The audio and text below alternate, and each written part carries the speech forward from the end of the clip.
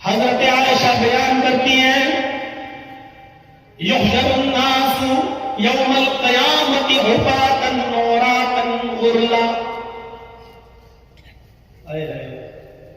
اس حدیث کو سننے کے بعد سب کچھ ہم بھول جاتے ہیں. سب کچھ آپ کے کلیہ چک میں پھر بھی لڑکیاں اور عورتیں کپڑے کچھ ڈھنگ کے پہن لیتی ہیں تھوڑے بہت، لیکن ذرا مالدہ کی طرف چلے جائیے اور پھر دیکھ لیجئے ڈریس 15-20 کلومیٹر کی دوری پر ڈریس کیسی چینج ہوتی ہے. اور پھر تھوڑا سا سلی گڑی اور جلپائی گڑی کی طرف چلے جائیے، ڈریس اور بڑھتی جائے گی. قیامت کے دن جب اٹھے گا آدمی قبر سے تو ڈریس ہی نہیں ہوگی. لیجیے یحشر الناس یوم القیامت حفاۃ عراۃ غرلا. قیامت کے دن جب انسان اپنی قبروں سے اٹھائے جائیں گے تو اس حال میں اٹھائے جائیں گے حفاۃ، پیروں میں چپل نہیں ہوگی، عراۃ، جس کفن میں لپیٹ کر دفن کیے گئے تھے وہ کفن بھی ان کے اوپر نہیں ہوگا، عراۃ، پورے کے پورے ننگے ہوں گے برہنہ. بیٹھ جاؤ بھائی، موبائل ہمارے پاس بھی ہے بھائی صاحب، اس سے کہیے آج کل تو کوئی وہ سن ہی نہیں رہا ہوں. اب بتاؤ اتنی رات میں کس کو بات کر رہے ہو؟ ہم دھونے میں بہت مشہور ہیں، ایسا دھوئیں گے کہ کبھی موبائل کام میں نہیں لگا. اسی میں ہم بدنام ہیں اور بدنام ہے کسی میں. ہم نے اس لڑکے کو نہیں چھوڑا پاپا میں، رات کے 1:30 بجے ٹائم ملا، وہ اٹھ کے جا رہا تھا تو جیسے کھیت میں تھا، بات کر رہا تھا موبائل میں سے، ہماری نظر پڑ گئی اس پر، موبائل میں بات بھی کرتا جا رہا ہوں، ہٹ پہ رکھ کے سنتا بھی جا رہا. اور جلسے میں ہم نے اس کو نہیں چھوڑا. میرے سامنے اگر یہ سب حرکت کرو گے تو بھائی کوئی بچو گے نہیں. وہ اٹھ کے بھاگا بیٹھ گیا. کہاں جا رہے تیری تو شادی بھی نہیں ہوئی، تو کیا کرے گا گھر جا کر؟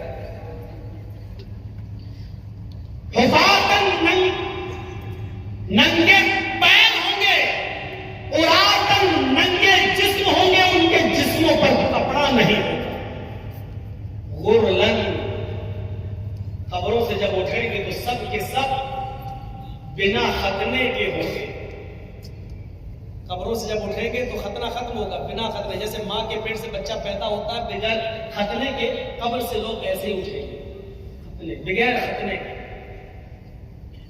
ان کے ختنہ نہیں ہوگا.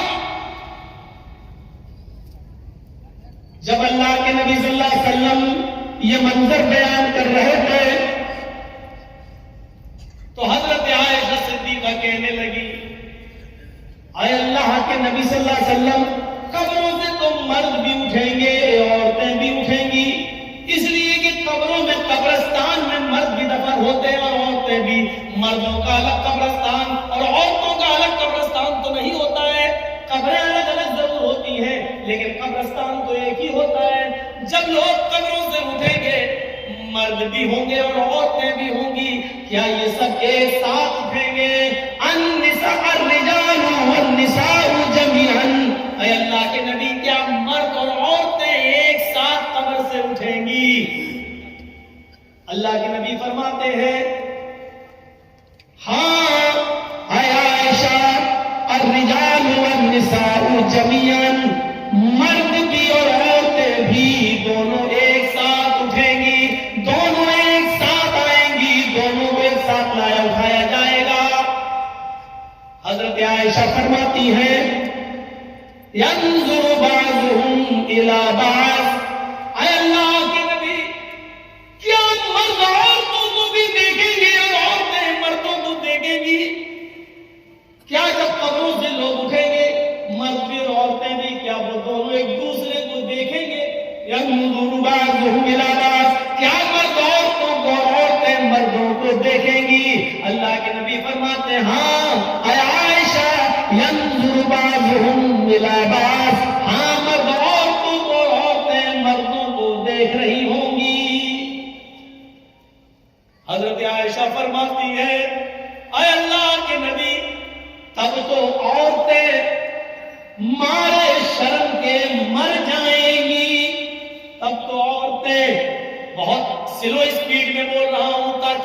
میں آپ کے دماغ تک گھسا سکوں اپنی بات کو، تب تو عورتیں مارے شرم کے مر جائیں گی جب مرد ان کی طرف نظریں اٹھا کر دیکھیں گے۔ آج تو لڑکیاں اچھے کپڑے پہن کر نکلے اور کوئی لڑکا ان کو نہ دیکھے تو مر جاتی ہے، اس کا مطلب ہمارے کپڑے خراب ہیں، ہم کو دیکھتا ہی نہیں ہے کوئی۔ حضرت عائشہ کہہ رہی ہیں تب تو عورتیں مارے شرم کے مر جائیں گی جب مرد ان کی طرف نظریں اٹھا کے دیکھیں گے۔ اللہ کے نبی فرماتے ہیں الامر واشد من ایہمہم، اے عائشہ کوئی مرد کسی عورت پر اور کوئی عورت کسی مرد پر شہوت کی نظر ڈال ہی نہیں سکتا، سیکسی نظر نہیں ڈالے گا، اس لیے کہ ہر انسان کو اپنی فکر ہوگی، ہر آدمی کو اپنی اپنی پڑی ہوگی۔ سورج 1 میل کے فاصلے پر پسینے میں انسان ڈوبا ہوگا، کوئی ٹخنے کے برابر، کوئی پنڈلی کے برابر، کوئی گھٹنے کے برابر، کوئی ران کے برابر، کوئی کمر کے برابر، کوئی سینے کے برابر اور کوئی اسی میں ڈبکیاں مار رہا ہوگا۔ ایسے حالت میں کون دیکھے گا کس کو؟ بری نظر سے کون دیکھے گا؟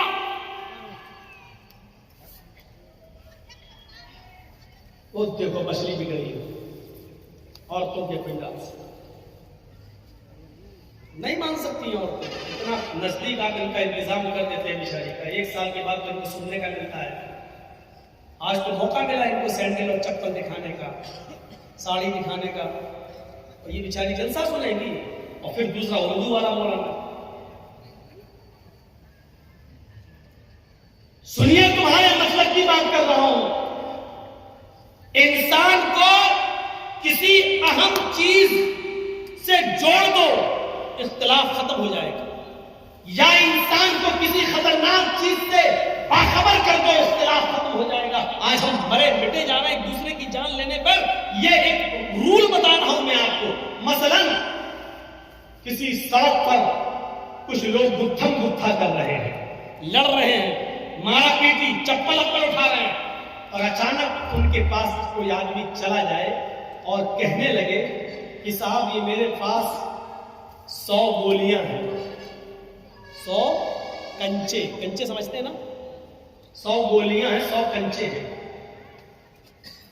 اس میں ایک کنچا، ایک گولی ریڈ کلر کی ہے، لال کلر ریڈ کلر کی ہے، میں ان 100 گولیوں کو ہوا میں اچھال کر پھینک رہا ہوں، لیکن لال رنگ کی گولی پر 1 لاکھ روپیہ میں نے انعام رکھا ہے، یعنی جس کو لال رنگ کی گولی ملے گی وہ 1 لاکھ روپے حقدار ہوگا، اس کو میں 1 لاکھ روپے دوں گا۔ اور یہ کہہ کر آپ اس گولیوں کو آپ اچھال دیجیے ہوا میں، اور جیسے آپ اچھالیں گے یہاں جو جھگڑا کر رہے تھے، گتھم گتھا ہو رہی تھی، مار دھاڑ ہو رہی تھی، وہ سب مار دھاڑ بھول جائیں گے، یہ بھی بھول جائیں گے کہ کس بات پہ ہو رہی تھی، سب ایک دم اس گولی، اور سب کی نظر اس لال رنگ کی گولی پر ہوگی، جبکہ گولیاں اور بھی ہیں وہاں پر، لیکن دوسرے رنگ کی گولیوں کو کوئی نہیں اٹھائے گا، صرف لال رنگ کی گولی پر ٹوٹ پڑیں گے، کیونکہ مقصد کیا ہے؟ اس پر انعام ہے، اس گولی کو اٹھائیں گے تو 1 لاکھ روپیہ ملے گا۔ دنیا میں بہت سے جنجالوں میں ہم پھنسے ہوئے ہیں، ہماری نظر اگر جنت پر لگ جائے کہ ہمیں یہ کام کریں گے تو جنت ملے گی، اگر اس کو جنت سے جوڑ دیا جائے، جنت کی نعمتوں سے، تو انسان دنیا میں ساری باتیں بھول کر، سارے جھگڑے ختم کر کے اس جنت کو پانے کی فکر کرنے لگے گا۔ جیسے ایک گولی کو پانے کے لیے وہ ساری گولیاں چھوڑ دے گا، اسی طریقے سے جنت کو پانے کے لیے انسان دنیا کی ساری محبت کو قربان کر دے گا، لیکن جنت کو پائے گا۔ میرے بھائیوں، لیکن اس جنت کا نقشہ اچھی طریقے سے بتانے والا کوئی ہو، سمجھانے والا کوئی ہو، مائنڈ میں اتارنے والا کوئی ہو۔ آج کیا وجہ ہے کہ 100 گولیاں پھینکی جاتی ہیں اور لال رنگ کی گولی پر ہماری نظر ہوتی ہے اور گولیاں ہم نہیں اٹھاتے ہیں؟ کیوں؟ کیونکہ لال گولی پر 1 لاکھ روپے کا انعام ہے، ہر آدمی چاہتا ہے کہ ہمیں انعام مل جائے۔ پھر کیا بات ہے کہ نماز پڑھنے پر جنت مل رہی ہے، روزہ رکھنے پر جنت مل رہی ہے، سود و بیاج اور لاٹری کو چھوڑنا، حرام کمائی کو ترک کر دینے پر جنت مل رہی ہے، پھر کیا بات ہے کہ ہم اس کو لینے کے لیے دنیاوی چیزوں کو چھوڑ نہیں پا رہے ہیں اور جنت کو حاصل نہیں کر پا رہے ہیں؟ میرے پیارے ساتھیوں، وجہ کیا ہے؟ ابھی یہ لوگ گتھم گتھا کر رہے ہیں. اب دوسری مثال سے سمجھنے کی کوشش کرو. ابھی لوگ لڑ رہے ہیں, گتھم گتھا کر رہے ہیں, ایک دوسرے کو مارنا چاہ رہے ہیں. اتنے میں مولانا جرجیت صاحب ایک پٹارا لے کر ان کے بیچ پہنچ جاتے ہیں. کہتے سنو, وہ مارا پیڑی ہو رہی ہے, وہ اس کے بال پکڑ رہا ہے, وہ اس کو چپل مار رہا ہے. جرجیت صاحب نے اپنا پٹارا کھول دیا اور پٹارے میں سے ایک زہریلا سانپ نکلتا ہے, وہی کود جاتا ہے, اچھلتا ہے. اب آپ یہ بتائیے کہ اس زہریلے سانپ کو دیکھ کر وہ گتھم گتھا کرنے والے, لڑنے والے کیا کریں گے؟ وہ اپنی لڑائی بھول جائیں گے. ارے جب تم ایک دوسرے کو مار ہی رہے تھے تو سانپ بھی تو سب کو مار نہیں آیا ہے, پھر تم لڑائی چھوڑ کے کیوں بھاگ رہے ہو؟ وہ تو تمہارا ہی کام کرنے آیا ہے, لیکن لڑائی لڑنے والے ایک دم الگ ہٹ جائیں گے, بھاگیں گے. ہر آدمی کو اپنی جان کی فکر ہوگی. وہ اب اس کو مارنا چھوڑ دے گا, وہ اس کو مارنا چھوڑ دے گا, وہ ادھر بچے گا, وہ ادھر بچے گا. نہیں نہیں نہیں نہیں میرے پیارے ساتھیوں, اس دنیاوی جھمیلوں میں بہت کچھ ہے. اگر ان کے سامنے عذاب جہنم کا تذکرہ کر دیا جائے اور جہنم کے عذاب کو بتا دیا جائے کہ ایسا کرو گے تو یہ عذاب, یہ کرو گے تو یہ عذاب, پھر انسان دنیا میں پھر کسی کو برباد نہ کرے, پھر اپنے آپ کو جہنم سے بچانے کی فکر کرنے لگے گا. لیکن شرط یہ کہ جہنم کا منظر بتانے والا کوئی ہونا چاہیے اور مائنڈ میں اتارنے والا ہونا چاہیے. جی صاحب مثال تو بڑی اچھی تھی, لیکن سمجھنے والا بھی تو ہونا چاہیے. سمجھا کہاں رہے ہیں؟ آئی پی ایل پہ سٹا لگانے والا سمجھا کس کو رہے ہو؟ کیرم بورڈ کھیلنے والوں کو سمجھا کس کو رہے ہیں آپ؟ لاٹری کا ٹکٹ خریدنے والے اور سودوں پیاز کھانے والوں کو. میرے بھائیوں, نہیں اثر پڑتا ہے جس طرح بارش ہو اور کسی پہاڑی کے اوپر بارش ہو, پہاڑ چکنا ہو تو پانی بہ جاتا ہے, پہاڑ اپنے اندر جذب نہیں کرتا. آج وہ چکنے پہاڑ ہو چکے, ہم تقریر کر رہے ہیں لیکن یہاں سے نکلیں گے ہماری حالت نہیں. ہر انسان کو فکر ہونی چاہیے اپنی, ہر انسان کو فکر ہونی چاہیے جہنم سے بچنے کی, ہر انسان کو فکر ہونی چاہیے اپنے آپ کو بچانے کی. شاید آپ کو یاد ہوگا, اور نہ یاد ہو تو میں آپ کو لے کے چلتا ہوں سن 1979 کی طرف. آئیے تھوڑی سی ہسٹری کی بات بھی کر لیتے ہیں. سب سے پہلا اسکائی لیب امریکہ نے فضا میں چھوڑا تھا. سب سے پہلا اسکائی لیب آسمان کی بلندیوں کی طرف امریکہ نے چھوڑا تھا. سن 1979 کے اندر, سن 1979 کے اندر 79 میں امریکہ نے پہلا اسکائی لیب چھوڑا تھا جس کا وزن, جس کا ویٹ 80 ٹن تھا. 80 ٹن. آسمان کی کافی بلندیوں پر پہنچنے کے بعد اسکائی لیب نے اپنا کنیکشن منقطع کر لیا. دنیا کے جس سسٹم سے اسکائی لیب آسمان کی بلندیوں پر جا رہا تھا اس سسٹم سے وہ کٹ جاتا ہے, یعنی اسکائی لیب پر اس سسٹم کا کنٹرول ختم ہو جاتا ہے. امریکہ اعلان کرتا ہے اسکائی لیب سے ہمارا کنٹرول ختم ہو چکا ہے. اب 80 ٹن کا اسکائی لیب زمین کے کسی بھی حصے میں گر سکتا ہے, کسی کے بھی اوپر گر سکتا ہے, وہ زمین کے کسی بھی حصے میں آ سکتا ہے. یقین مانیے 79 میں جب یہ اعلان کیا جا رہا ہے, انڈیا بھی, پاکستان بھی, بنگلہ دیش بھی, نیپال بھی, یورپ بھی, ایشیا بھی, ہر آدمی پریشان تھا, ملک پریشان تھا. یہ 80 ٹن کا اسکائی لیب جب گرے گا تو کیا حال ہوگا؟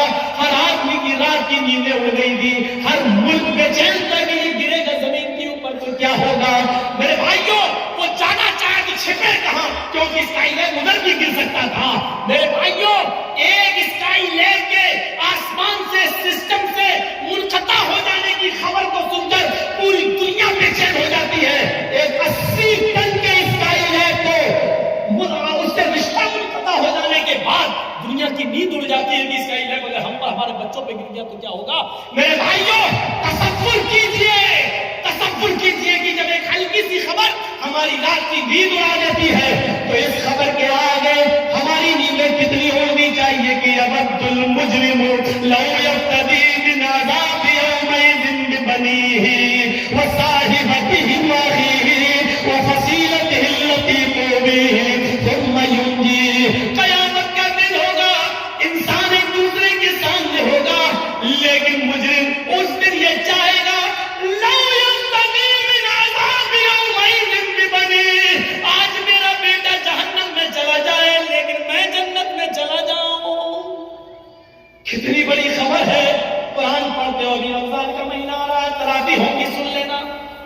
ایک قاری صاحب آئیں گے اور الف لام میم کے الف سے شروع کر کے 18 20 25 ایک مہینے میں قرآن ختم کر دیں گے.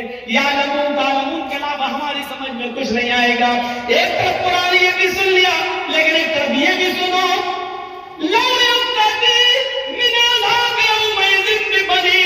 جس بچے کا فیور اور کھانسی اور پیٹ کا درد ہمیں سونے نہیں دیتا تھا لیکن قیامت کے دن ہم مجرم ہیں لیکن ہم چاہیں گے کہ میرا بیٹا جہنم میں چلا جائے لیکن میں بچ جاؤں. اے اللہ میرے بیٹے کو لے لے. لو یفتدی من عذاب یومئذ ببنی. فدیے میں لے لے. اے اللہ میرا بیٹا لے لے جہنم میں ڈال دے مجھے چھوڑ دے. وصاحبتی وبنی. ایک رات کی عورت کے بنا نہیں رہ پاتے. اے اللہ میری بیوی لے لے اور جہنم میں ڈال دے لیکن مجھے چھوڑ دے. اللہ مجھے بچا لے. اللہ میری بیوی کو لے لے. واخیہ. یہ میرا بھائی ہے اس کا باپ میرا باپ ایک ہے اس کی ماں میری ماں ایک ہے. اس کے رگوں میں میرے باپ کا میری ماں کا خون دوڑ رہا ہے میری رگوں میں بھی میرے باپ ماں کا خون دوڑ رہا ہے. بھائی بھائی کے لیے جان دینے کو قربان ہوتا ہے دنیا میں لیکن قیامت کے دن وہ بھائی کہے گا اللہ یہ میرا بھائی ہے اس کو تو جہنم میں ڈال دے لیکن مجھے چھوڑ دے. اے اللہ اس کو جہنم کے اندر پھینک دے لیکن مجھے چھوڑ دے. اللہ اس کو ڈال دے مجھے چھوڑ دے. اور آگے والا جملہ وفصیلتہ التی تؤوی. اللہ یہ میرا خاندان ہے یہ میرے چچا یہ میرے بابا یہ میرے کاکا یہ میرے نانا یہ میرے دادا. اے اللہ یہ میرا خاندان ہے یہ پورا کا پورا کنبہ پورا کا پورا قبیلہ پورا کا پورا گاؤں پورا کا پورا خاندان تو لے لے ان کو جہنم میں ڈال دے. ثم ینجی. اسے نجات دے دے اسے بخش دے اس کو جنت میں ڈال دے سب کو جہنم میں پھینک دے. کتنا بڑا اسکائی لیب ہے یہ. ایک ہلکا سا اسکائی لیب 80 ٹن کا امریکہ اور انگلینڈ برطانیہ مصر جاپان اور فرانس اسرائیل عرب Europe Asia India Pakistan Sri Lanka اور بنگلہ دیش سب کی نیند اڑا رہا ہے کہ کہیں ہمارے سر پہ نہ گر جائے. میرے بھائیوں کبھی آپ نے سوچا ہے کہ جہنم کا عذاب کہیں ہمارے سر پہ نہ آ جائے. کبھی آپ نے سوچا ہے کہیں ہمیں کو جہنم کا عذاب نہ ملے کہیں مل جائے. ہم تصور کریں کہ فکر کی ہم نے. قرآن کہتا ہے یا ایھا الذین آمنوا قوا انفسکم واہلیکم نارا. ایمان والو تم اپنے آپ کو بھی جہنم سے بچاؤ اور اپنے بچوں کو بھی جہنم سے بچاؤ. اپنے آپ کو بھی جہنم سے بچاؤ اور اپنے بیوی بچوں کو بھی جہنم سے بچاؤ. کتنے لوگ ہیں جو اپنے آپ کو اور اپنے بیوی بچوں کو جہنم کی آگ سے بچا رہے ہیں. دنیا کی طاقتوں میں اور چاہت میں ہم نے اپنے آپ کو برباد کر لیا ہے لیکن ہم جانتے ہیں کہ ہمیں ملے گا اتنا ہی جتنا ہماری قسمت کے اندر ہے. ہم اس سے زیادہ نہیں پا سکتے. نہیں مل سکتا ہے ہمیں اس سے زیادہ ہم پا ہی نہیں سکتے. یہاں انسانوں کی حالت یہ ہے. آپ کو 20 سال پرانا ایک واقعہ سناؤں. ہمارے علاقے میں نارتھ یو پی کے اندر شمالی یو پی میں نارتھ یو پی میں اس کے مشرقی حصے میں یعنی اس کے ایسٹ کے ایریے میں نارتھ یو پی کے ایسٹ ایریے میں آج سے 20 سال پہلے ایک سیلاب آیا تھا. آج سے 20 سال پہلے پانی کا ایک سیلاب آیا تھا.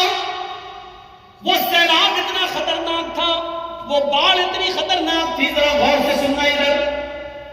یہ سب ہم جہنم کی طرف آپ کو لے کے چل رہے ہیں. مالک یوم الدین ہی کی طرف ہم چل رہے ہیں. ابھی ایاک نعبد و ایاک نستعین کا نمبر نہیں آیا. اہدنا الصراط المستقیم کا نمبر نہیں آیا. صراط الذین انعمت علیہم کا نمبر نہیں آیا. ابھی مالک یوم الدین کے اوپر بھی اگر ہم سے بلوایا جائے تو اسی جگہ پر جلسہ کرایا جائے اور روزانہ 2-2 گھنٹے کی تقریر کرائی جائے تو ہم جیسے لوگ صرف مالک یوم الدین کے اوپر 3 مہینے بول سکتے ہیں. ایاک نعبد و ایاک نستعین کا نمبر نہیں. ہم جیسے کم علم و کم پڑھے لکھے لوگ 3 مہینہ جب اسی پر بول سکتے ہیں تو جو بہت زیادہ قابل اور پڑھے لکھے علماء ہیں وہ کتنا زیادہ بول سکتے ہیں. لیکن ہم اتنا زیادہ وقت آپ کا نہیں لیں گے. تصور کیجئے گا ادھر آپ اپنا دماغ لگائیے، نارتھ یو پی کے ایسٹ ایریا کے اندر پانی کا ایک سیلاب آتا ہے، اور وہ سیلاب اتنا خطرناک تھا کہ کئی لوگوں کو بہا کر لے گیا، کئی بچوں کو اس نے پانی میں غرق کر دیا، مویشی پانی میں بہ گئے، جتنے چار پیر والے جانور تھے، بھیڑ بکریاں بھینسے گائے، پانی میں بہ گئے اور مارے گئے۔ کچھ لوگ اپنا علاقہ چھوڑ رہے ہیں، کچھ ایسے ہیں جو اسی میں پھنس گئے ہیں۔ ایسے منظر کو دیکھیں، اور جب سیلاب تھوڑی دیر کے لیے رکا، تھوڑی دیر کے لیے جب سیلاب رکا تو منظر اتنا بھیانک تھا، اس گاؤں کا، بستی کا منظر اتنا بھیانک تھا کہ اس بھیانک منظر کو لوگ دیکھ رہے ہیں۔ یہ کیا ہوا؟ یہ گھر کتنا مضبوط تھا لیکن آج ڈہ گیا، یہ کتنا امیر آدمی تھا جس کا مال بہ گیا۔ کچھ لوگ ہیں جو سیلاب میں پھنسے ہوئے ہیں، اپنے مال کو اور اپنے بچوں کو اپنے سمیٹے ہوئے ہیں، لیکن کشتیاں نہیں ہیں، ناؤ نہیں ہے، نکل نہیں سکتے ہیں۔ اس بھیانک منظر پر ایک آدمی کی نظر پڑتی ہے کہ پانی میں آدھے سے زیادہ ڈوبا ہوا ایک پیڑ ہے، ایک درخت ہے جو آدھے سے زیادہ ڈوب گیا پانی کے اندر۔ لیکن جب اس نے ڈوبے ہوئے اس پیڑ پر نظر ڈالی تو اس کی ایک برانچ پر، اس پیڑ کے ایک ٹہنی سے لگا ہوا ایک مضبوط ٹہنی پر ایک آدمی بیٹھا ہوا ہے، اور جس ڈال پر آدمی بیٹھا ہوا ہے اسی ڈال کے اوپر ایک خطرناک اور زہریلا سانپ بھی موجود ہے۔ سیلاب اتنا خطرناک تھا، سانپ انسان کا دشمن اور انسان سانپ کا دشمن۔ انسان سانپ کو دیکھتا ہے تو فوراً مارنے کی کوشش کرتا ہے، اور سانپ جب اکیلے میں کسی انسان پر حاوی ہو جائے تو اس کو ڈنگ مارنے کی کوشش کرتا ہے، ڈستا ہے۔ لیکن ہیبت سیلاب کی اتنی زیادہ ہے کہ سانپ انسان کو دیکھ رہا ہے، اور اسی ٹہنی پر، اسی ڈال پر آدمی سانپ کو دیکھ رہا ہے، لیکن آدمی سانپ کو نہیں مارتا ہے اور سانپ انسان کو نہیں ڈس رہا ہے۔ وہ جانتا ہے کہ نیچے پانی ہے، اگر یہ آدمی گرا تو یہ مرے گا، اور سانپ بھی جانتا ہے کہ اگر ہم گرے تو ہم مریں گے۔ اس منظر کو دیکھ کر انسان نہ سانپ کو مار رہا ہے، نہ سانپ انسان کو مار رہا ہے۔ کچھ لوگ دور سے اس منظر کو دیکھ رہے ہیں۔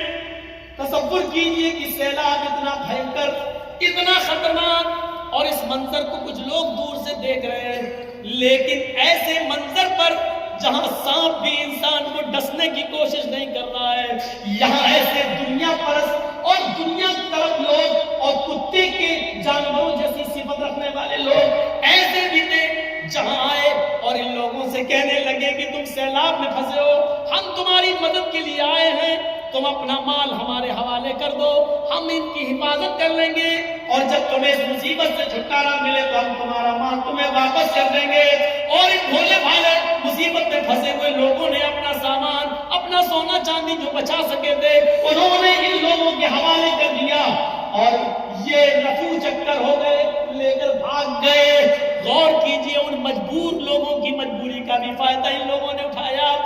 جہاں ایک سانپ انسان کو ڈسنے کی ہمت نہیں کر رہا ہے، اور جہاں ایک انسان سانپ کو مارنے کی ہمت نہیں کر رہا ہے، وہاں یہ انسان کتنا گر چکا ہے، وہاں یہ دنیا طرف انسان اور دنیا پرست انسان، ناجائز مال کو کمانے والا اور دنیا کی محبت کو رنگنے والا یہ انسان کتنا نالائق اور کتنا بڑا کمینہ ہے، جو ایسے موقع پر بھی مجبور لوگوں کی مجبوری کو نہ سمجھ سکا اور ان کا مال لے کر فرار ہو رہا ہے۔ آپ اندازہ لگائیے، سوچئے کہ انسان کتنا زیادہ مفاد پرست ہو چکا ہے، یہ سانپ سے زیادہ زہریلا ہو چکا ہے۔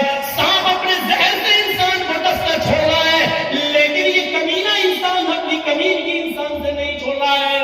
یہ سوچئے اور تصور کیجئے کہ انسان کتنا گر چکا ہے کہ ایک موقع پر سانپ بھی انسان کو کاٹنے کی جرت نہیں کر رہا ہے، لیکن انسان انسان کو کاٹ رہا ہے، انسان انسان کو ڈس رہا ہے، اور ایسے موقع پر بھی اس کا پیسہ چھین کر، اس کی دولت لے کر یہ بھاگ جاتے ہیں، یہ کہہ کر کہ ابھی تم مصیبت میں ہو، ہمارے حوالے کر دو، جب تمہارے مصیبتوں کے دن ختم ہو گیا تو ہمارے حوالے کر دیں گے اور اس کے بعد ان کا پتہ نہیں چلتا۔